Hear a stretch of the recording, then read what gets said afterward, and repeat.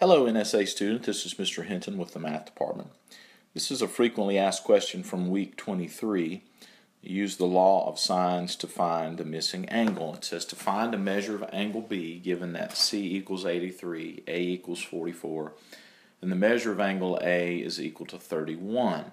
Now we are dealing with a triangle if they're asking us to use the law of sines. So as a good practice we will always draw picture of what the problem is describing. It doesn't have to be to scale, but we have, let's call this angle A, this is angle B, this is angle C. Little a is opposite angle A. Little c, 83, is opposite that. And we're also given that the measure of angle A is equal to 31 degrees. And we're trying to find the measure of angle B. Okay, now to use the law of sines, we need to do angle and opposite side. So we need to have an angle and an opposite side. So I know we're going to be using that one. Sine of, let me scoot over and give myself a little more room here. Sine of 31 degrees divided by 44 is one of my ratios. Now, the tricky part of this problem is that I cannot jump and directly solve B because I don't have either of those quantities. I don't know the side across from B and I don't know B. So we have to solve for angle C first because I do know the side that is opposite angle C. So this is going to be equal to the sine of angle C divided by 83.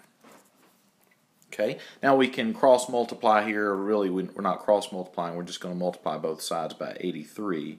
And that's going to give us 83 times the sine of 31 degrees divided by 44 is equal to the sine of angle C. Now, just like we covered in our basic videos on solving right triangles using SOHCAHTOA, if we're looking for an angle, we're always going to use the inverse sine function to solve it. So I'm going to do 83 times the sine of 31 divided by 44. And that tells me that the sine of C is approximately 0.9715. Always use at least 4 decimal places. And that means that C is going to be the inverse sine of that value. So if I do the inverse sine of 0.9715, that's going to give me an angle value for C of approximately 76.3 degrees. Okay, so that tells me that C is 76.3. So to finish solving to find angle B, we'll do 31 plus 76.3. That gives us 107.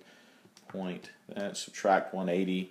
It tells me that this remaining angle B is approximately 72.7 degrees. And that's it. Thanks and have a great day.